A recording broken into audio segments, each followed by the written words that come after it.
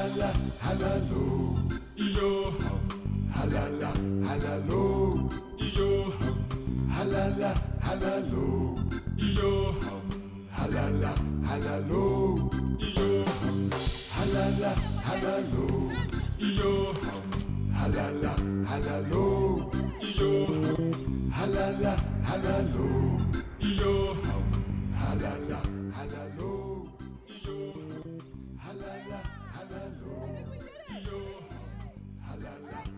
Well, welcome all of you to the first project of Kick It Up in South Africa!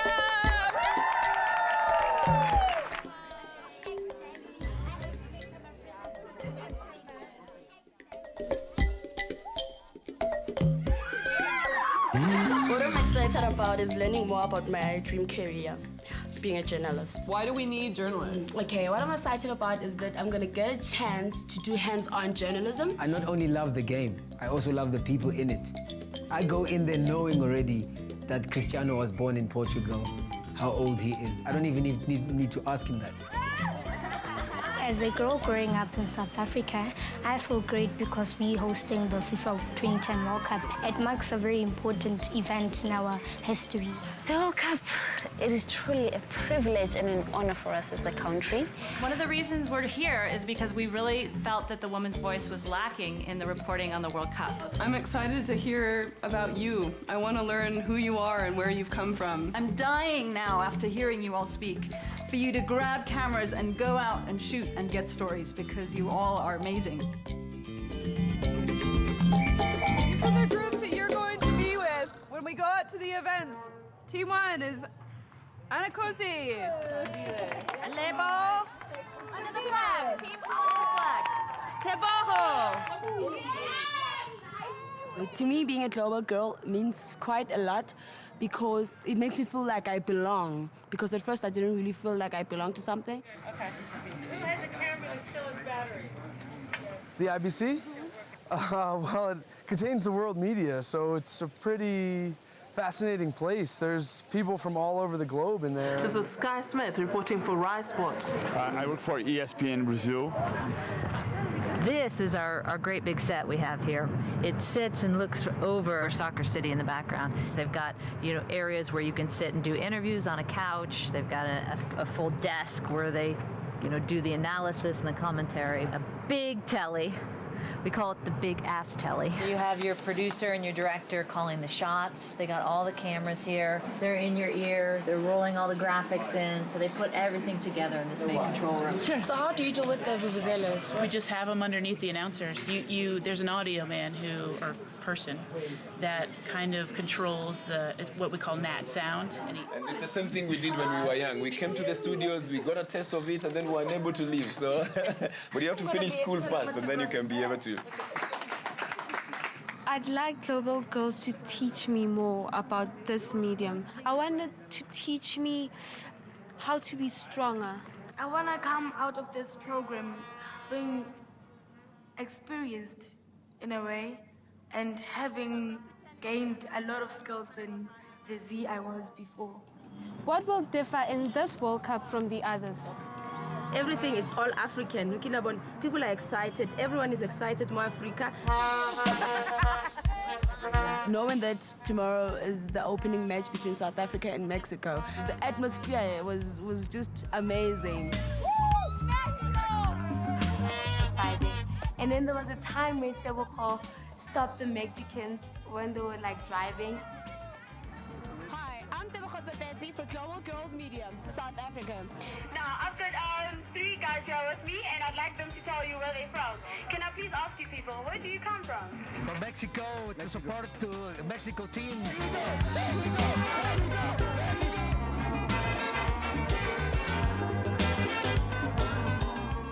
That day I felt like a proud South African because I could actually see people flocking in my country, like the Mexicans wearing their clothes and South Africans, They're definitely going to win today's game.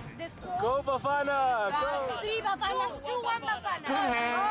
I think that the final score is South Africa 1, Mexico 1.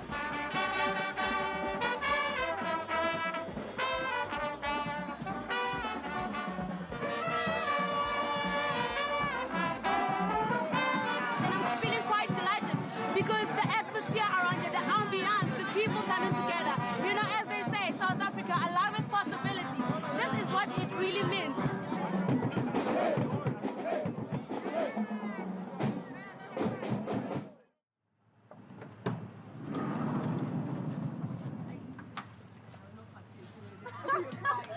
In the beginning, I thought, all right, we're just going to be writing stories now, and it's going to be seeing our stories.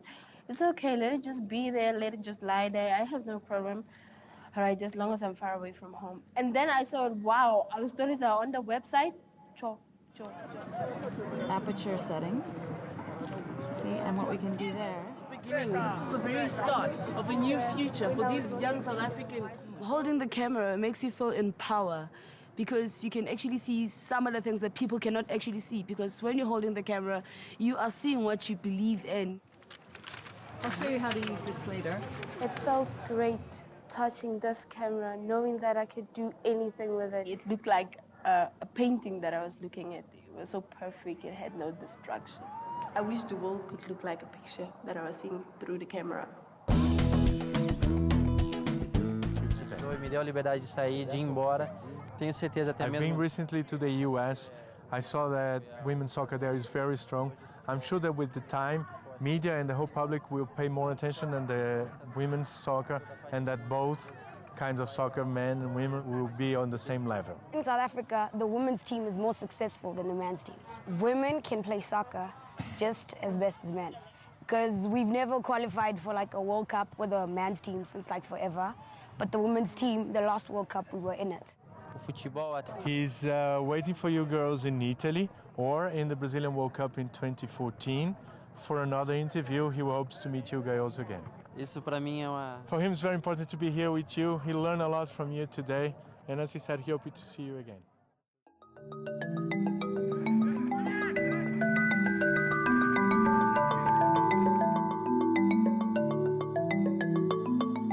I'm going to write them down in kind of shorthand and we'll make them more specific. So how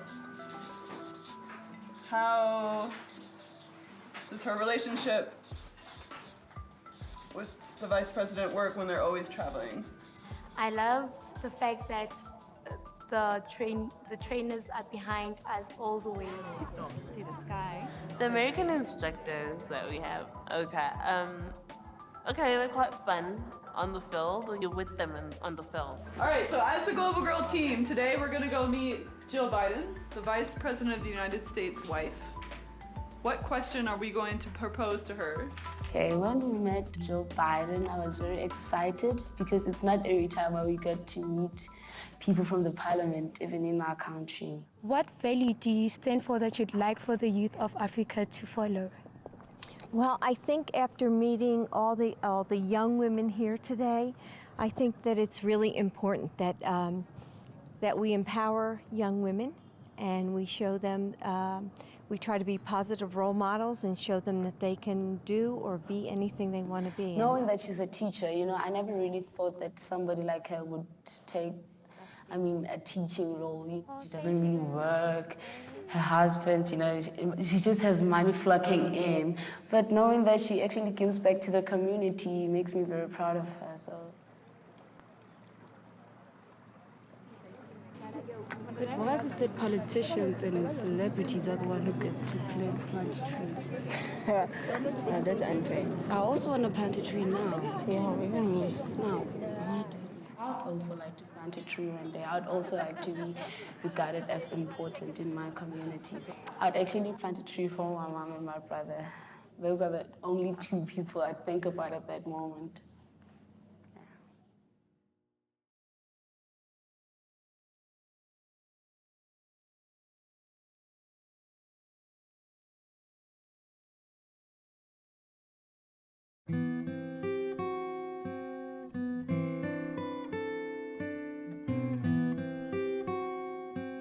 Being a girl in Soweto is very challenging because I come across people who don't actually think that it is I who is making these things happen for me.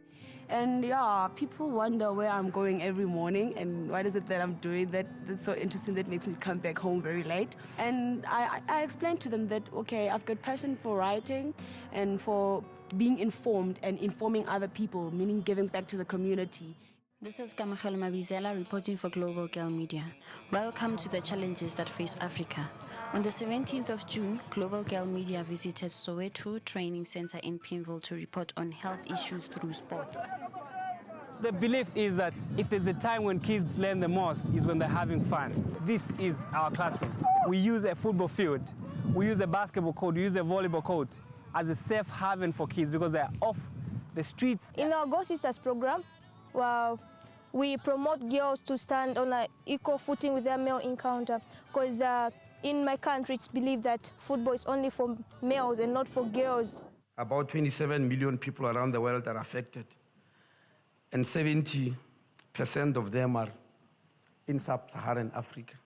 I think it's important for our youth to get tested early, because the sooner you know, the better. You should know your status so that you won't spread the disease around if you have it. And if you don't have it, you can stay healthy. Well, I just got tested and tested negative. And when you test, you get a free vuvuzela. So test and know your status.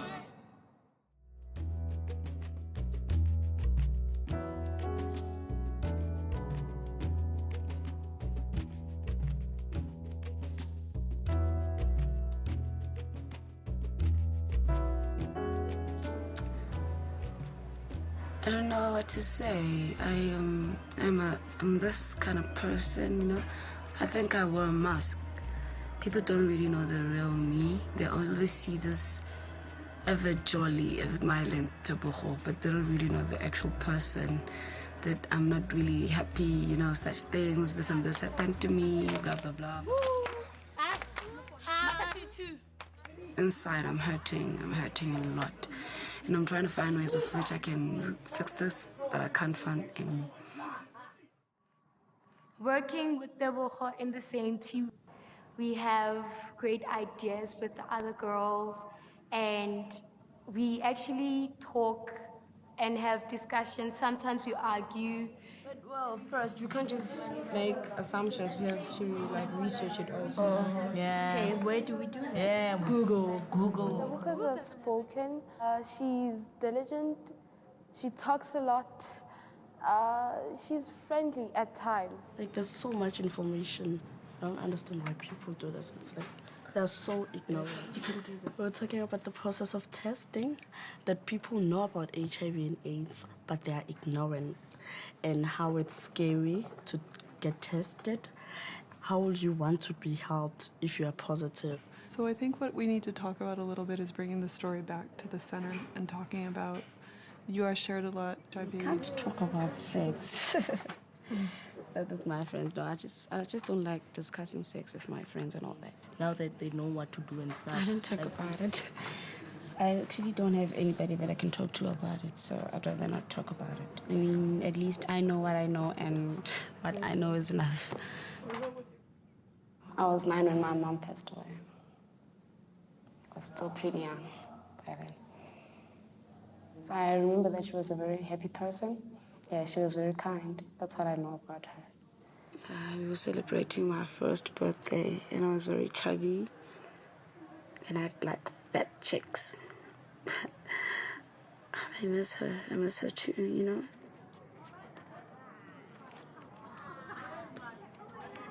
Oh, so at home there's 3 of us. Yes, it's my aunt, my sister, and her son. Well, I tend to call my aunt my mother because she's the one who actually raised me after my mother's death. I've been living with her ever since.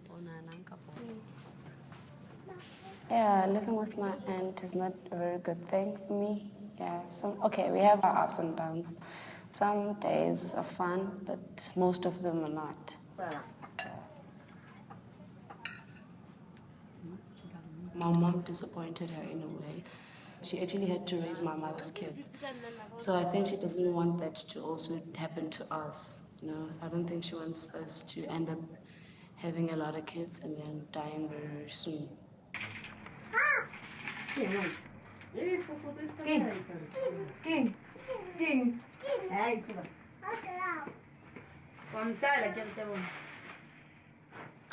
know, right now I was looking at my mother's and brother's photos, and yeah, my brother's the one on the far left is right there at the end, the one who has his one knee down. Yeah.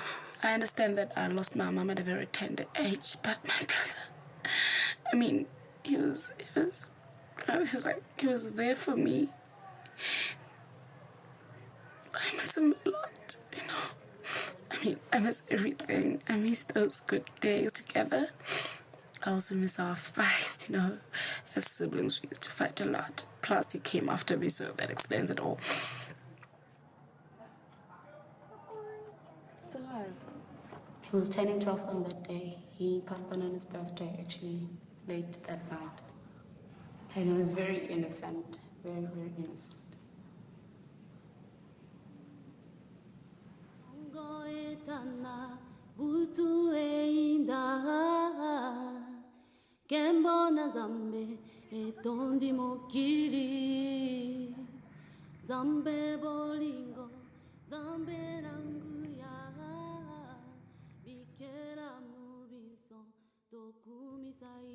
I am me, and proud of that. I describe myself in 3 ways. A strong and young black woman who believes in anything that it is possible, and that's why I will stand firm and not be shaken by anything. Hey Yahweh, I'm an asset, not a liability. When I am a part of a team, group members embrace, they rejoice because I am the best. I am a soul that was created for greatness. I push to get what I want because everything great was invented just for me. I'm an outspoken person. I am a young, smart girl. I am motivated, inspired, and always involved in every possible and positive activities that come my way. Yeah, that day when you did the speeches on who we are, the I am speeches, it is very emotional. But what I think it did, actually, it helped us, some of us. It really did help us because we couldn't really talk to people about our problems. I'm the one you think you know, but you don't. I have low self-esteem and I don't believe in myself. I'm shy of finding out really, who am I? I'm different. My smile humbles me. My laughter encourages me. My walk describes me. My hug warms me. I'm expressive, talkative, outspoken, loud, and spontaneous. I'm a Zulu woman. I'm a good-for-nothing child with nothing special to offer the world. It really touched me because I could relate some of those things. I go through them every day. Like Sky wrote about hating herself and whatever. And I understood that because I hate myself sometimes. I've seen more deaths than an undertaker. I am part of a dead pig. I only wish I was not born. I wish I never survived. When everybody started crying, I also cried. But when I finished crying, I started writing something. You know, I was writing about, it was actually a poem about tears, you know, that you shouldn't really shed a tear for something that's very unnecessary. But if you feel the need to cry, then so be it, so that you can actually feel better.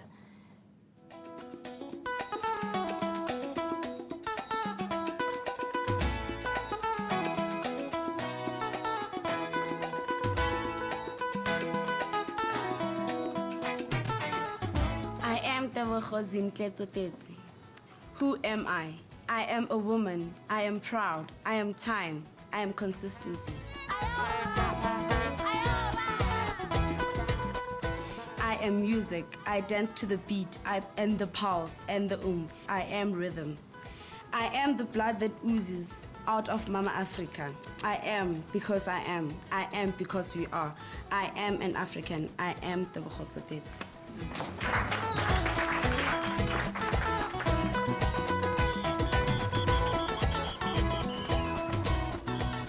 GlobalGirl Media has taught us a lot on how to write and how to shoot pictures that are that are good enough, that can tell a story. Global Girls told me that if you're passionate and you want to investigate and know and get the truth out there, you can do anything. People will be coming to us for us to cover their stories, not we will be going to them.